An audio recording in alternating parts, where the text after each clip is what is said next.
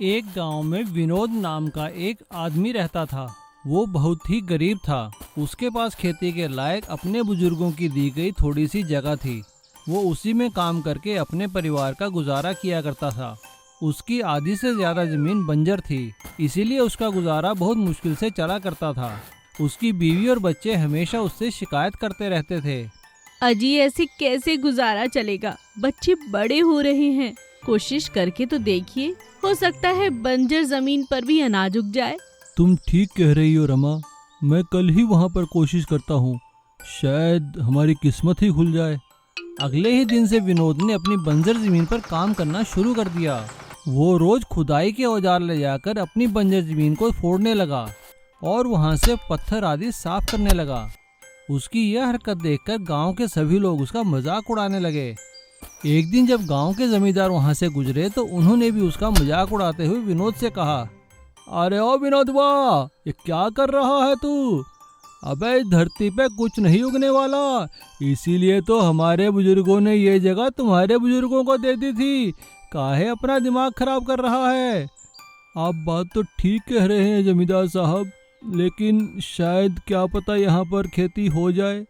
अरे ठीक है भैया, जो तुम्हारी मर्जी चाहे करो। विनोद को उस जगह पर मेहनत करते काफी समय हो गया। एक दिन सुबह जब वहाँ पर खुदाई करने लगा, तभी अचानक उसे ऐसे लगा कि जैसे उसका कुदाल किसी लोहे से टकराया है। अरे ये आवाज कैसी? विनोद आवाज वाली जगह से पत्थर हटाने लगा और जैसे ही उसने वहाँ से पत्थर हटाए तो वो देखकर हैरान रह गया। उस धरती के नीचे एक काला तवा दबा हुआ था। अरे ये क्या तवा? चलो निकाल कर देखता हूँ, खाना पकाने के ही काम आएगा। विनोद ने वहां से उस तवे को निकाला और घर आकर अपनी बीवी रमा को सारी बात बताई। ये हमारे बुजुर्गों की निशानी है, मैं तो इसे संभाल कर रखूंगा।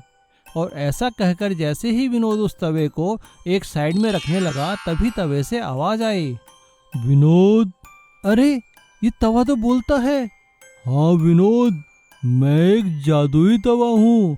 अगर तुम मुझ पर अनाज का एक दाना रखोगे तो उस दाने की लाखों रोटियां बन जाएंगी। ऐसा सुनते ही विनोद ने उस तवे को अपने आग जलाकर उसके ऊपर रख दिया और थोड़ा सा आटा लाकर उसके ऊपर रखा। देखते ही देखते वहां रोटियों का ढेर लग गया। ये देखकर विनोद और उसकी बीवी हैरान रह गए। अब उन्होंने सब्जियां काटकर उस पे रखी तो वहां पर पकी हुई सब्जियों का ढेर लग गया। विनोद और उसके परिवार ने खूब सारी रोटियां खाई और बाकी रोटियां पूरे गांव वालों को खिला दी। अब उनके दिन बदल चुके थे। विनोद ने गांव के बाहर सड़क पर एक ढाबा खोल दिया और उस जादुई तवे की बदौलत सबको पेट भरकर खाना खिलाने लगा।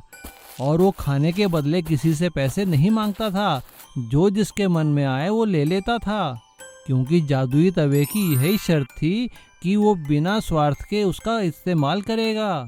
विनोद, अगर तुम मेरा ऐसे ही इस्तेमाल करोगे तो मैं तुम्हें हमेशा तरक्की और समृद्धि दूंगा, समझे? हीरे की मिर्ची। एक गांव में रामू नाम का एक लड़का रहता था। वो स्वभाव से बहुत ही अच्छा और नेक दिल था।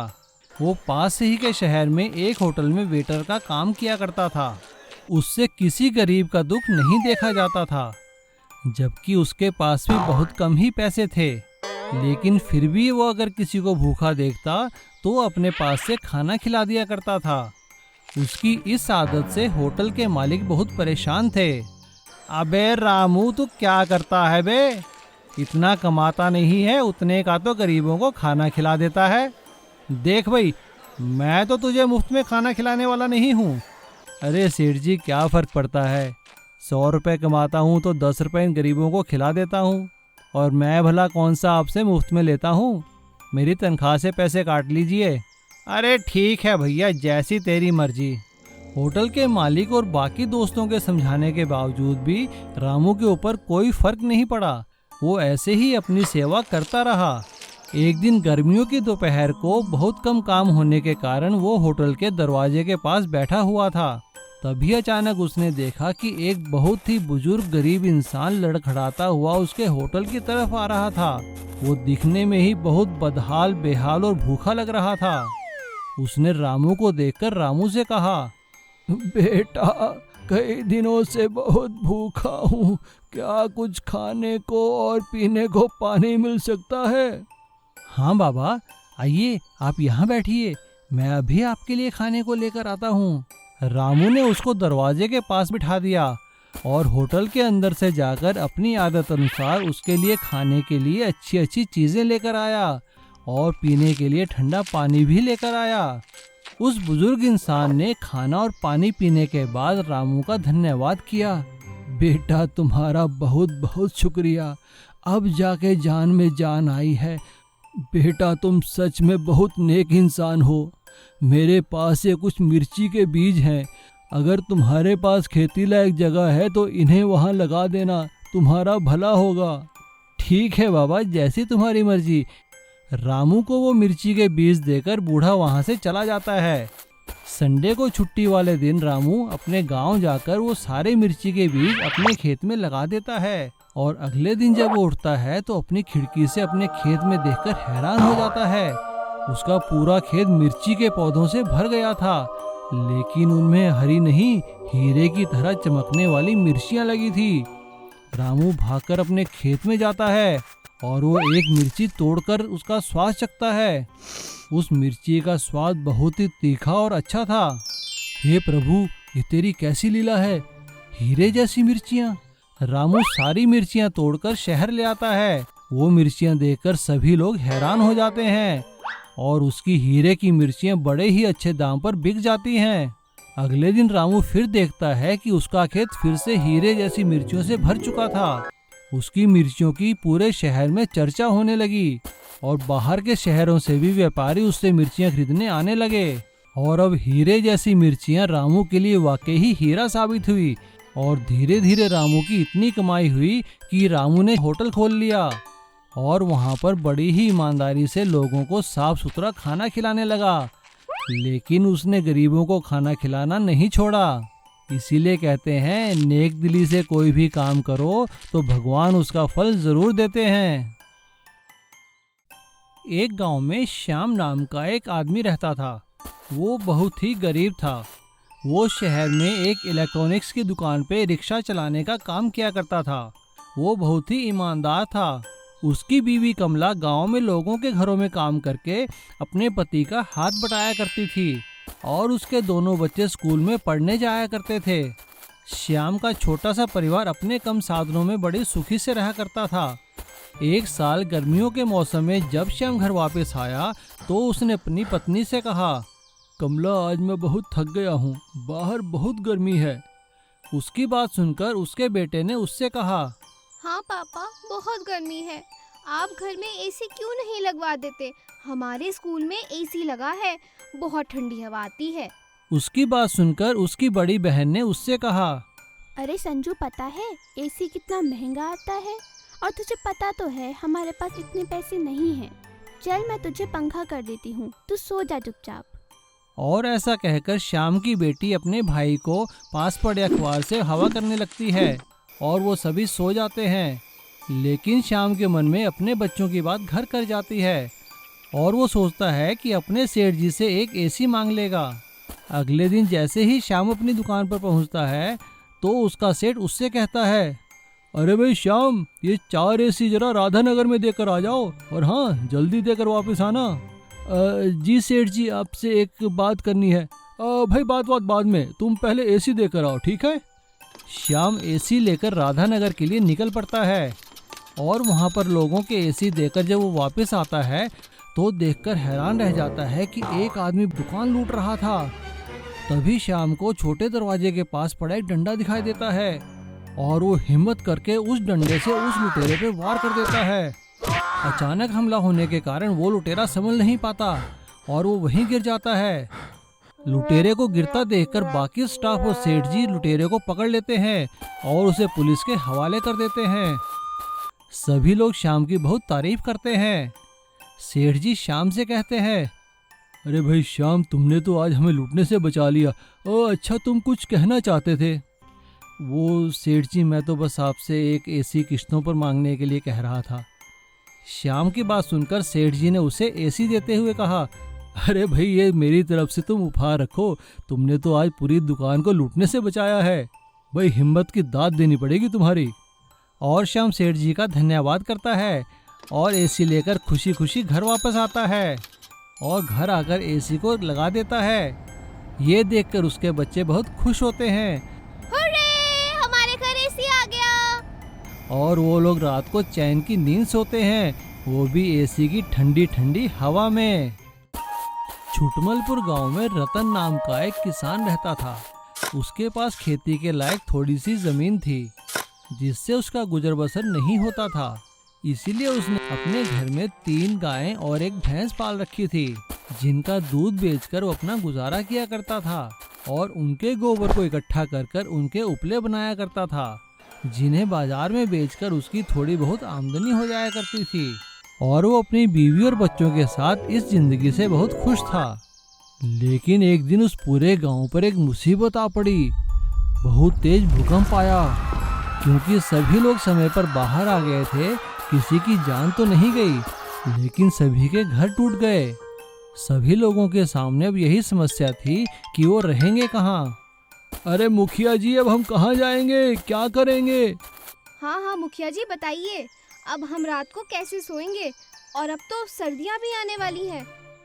सभी गांव वालों की बात सुनकर मुखिया ने उनसे कहा, भाई देखो, जो तुम्हारे साथ हुआ है वो मेरे साथ भी हुआ है। मैंने सरकार से गुहार की है, वो जल्द ही हमारे रहने और खाने का इंतजाम करेंगे। और मुखिया के कहने पर सरकारी मदद जल्द ही उनके पास आ जाती है और उन्हें रहने के लिए टेंट, तंबू और खाने के लिए सामान दिया जाता है। सभी गांव वाले सरकार द्वारा दिए गए टेंट और तंबुओं में रहने लगते हैं। सरकार उन्हें जल्द ही उनके मकान बनाने का आश्वासन भी देती है।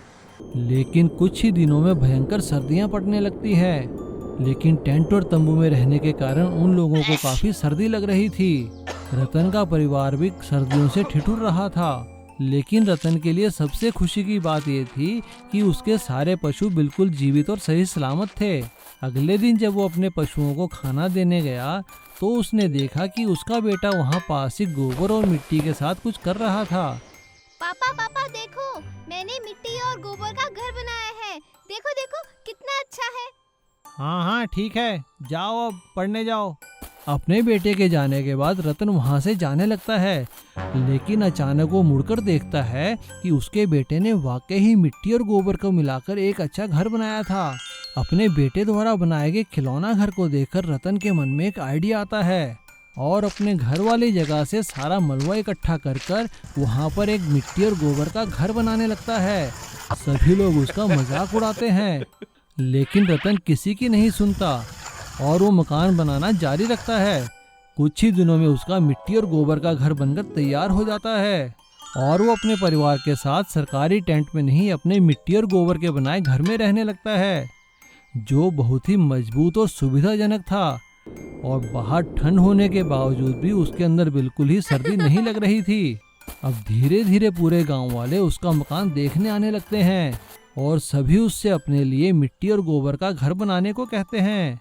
और रतन गांव वालों की मदद से धीरे धीरे पूरे गांव के लिए मिट्टी और गोबर के घर बना देता है।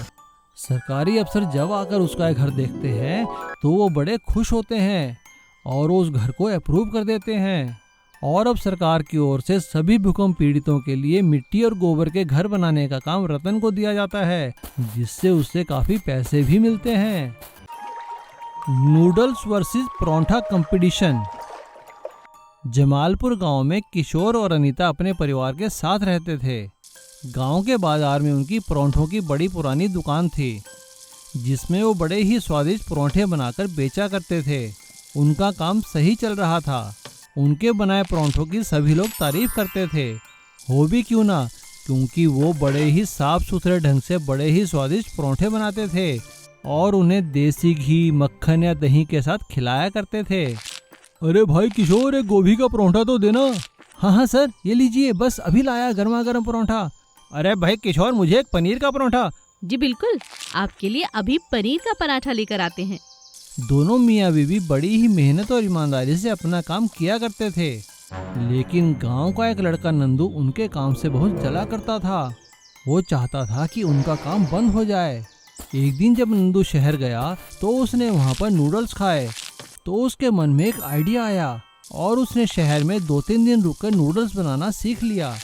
और उसके बाद गांव में आकर नंदू ने किशोर और अनीता की दुकान के सामने नूडल्स का ठेला लगा लिया। आइए आइए नूडल्स खाइए, ताजे ताजे बढ़िया बढ़िया नूडल्स खाइए। गांव के लोग नई चीज देखकर नूडल्स खाने लगे। नंदू का नूडल्स का ठेला खुल जाने की वजह से किशोर और अनीता का काम कम हो गया। ये देखकर नंदू मन ही मन बहुत खुश हुआ। हाँ, अब आएगा मजा, खिलाओ परांठे।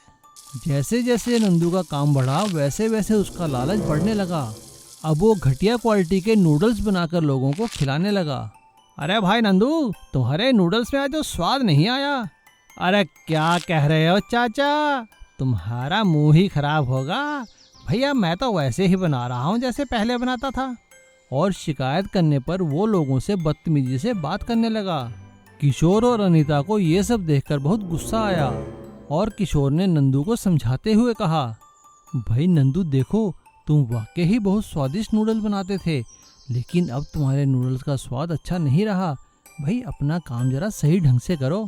अबे तू कौन होता है मुझे समझाने वाला? चल जा अपने परांठे देख। काम धंधा बंद हो गया था, मुझे आया समझाने। अनीता को उसकी बात बहुत बुरी लगती है और वो यूट्यूब पर अच्छे अच्छे नूडल बनाना सीख लेती है। जब अनीता नूडल बनाना सीख लेती है तो किशोर को एक आइडिया आता है। वो नूडल्स को परांठों के बीच भरकर बेचने लगता है।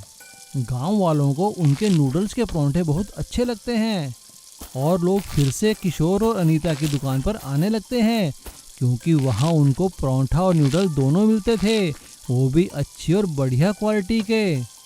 नंदू को अपनी गलती का एहसास होता है और वो वहाँ से अपना ठेला ले जाकर दूसरे बाजार में लगाकर सही ढंग से नूडल बेचने लगता है।